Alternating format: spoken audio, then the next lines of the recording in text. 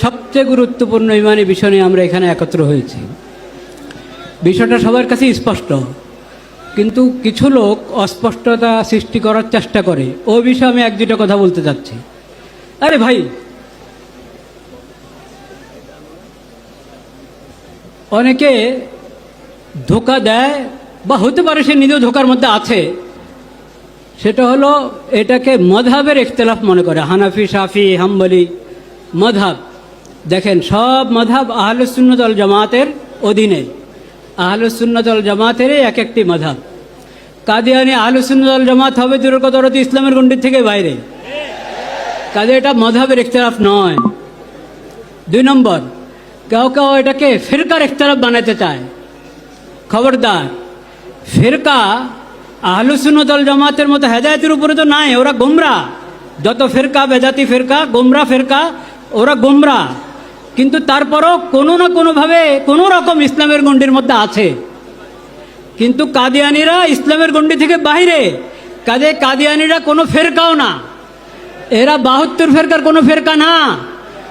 এরা পুরা ইসলামের পুরা গণ্ডি থেকে বাইরে। তাহলে এটা মযহাবেরও ইখতিলাফ না, ফেরকারও ইখতিলাফ না। তাহলে কি? এটা হলো ইসলাম আর নন ইসলাম।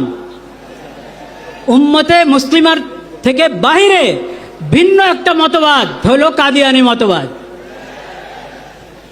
এটা স্পষ্ট থাকতে হবে সবার কাছে, প্রশাসনের সবার কাছে, সাংবাদিকদের সবার কাছে স্পষ্ট থাকতে হবে।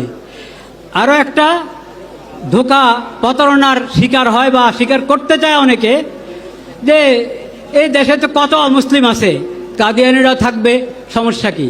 কাদিয়ানীরা থাকবে ইসলামের পরিচয় নয়, মুসলিম পরিচয় নয়, অমুসলিম পরিচয় থাকবে।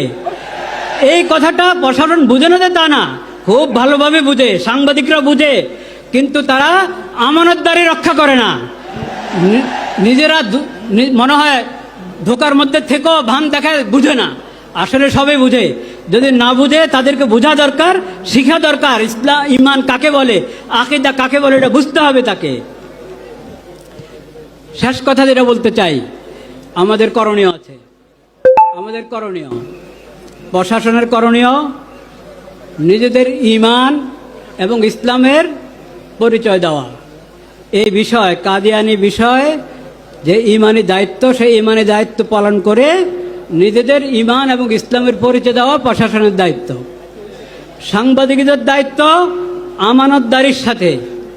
আমানতদারির সাথে এই বিষয়টাকে উপস্থাপন করা, কোনো ধরনের ধোঁকা প্রতারণার আশ্রয় না নেওয়া।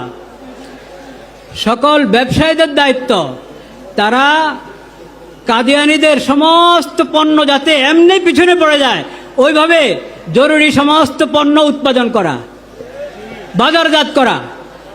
কাদিয়ানীদের সমস্ত আরএফএল এবং প্রাণ, অনেক বিভিন্ন নামে কাদিয়ানীদের অনেক পণ্য আছে, এগুলো সব বয়কট করা, পরিত্যাগ করা জরুরি, ফরজ। এটা ঈমানি দায়িত্ব, এটা ঈমানি দায়িত্ব।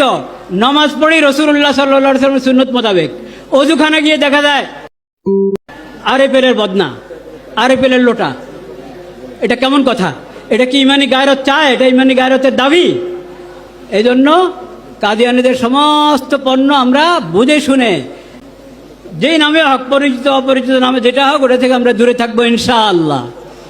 এবং সমস্ত ইমাম, খতিব, আলেম, ওয়াইজ সবাই এই বিষয়ের উপরে যে আমরা আলোচনা করে থাকি, ওটা বসিরতের সাথে করব, পড়াশোনা করে করব, যাতে ওয়ালা তাকফু মা লাইসা লাকা বিহি ইলম, এই আয়াতের উপরে যথাযথ আমল হয়। আল্লাহ তাআলা আমাদের সবাইকে তৌফিক নসিব করেন। ওয়া আখিরু দাওয়ানা আলহামদুলিল্লাহ।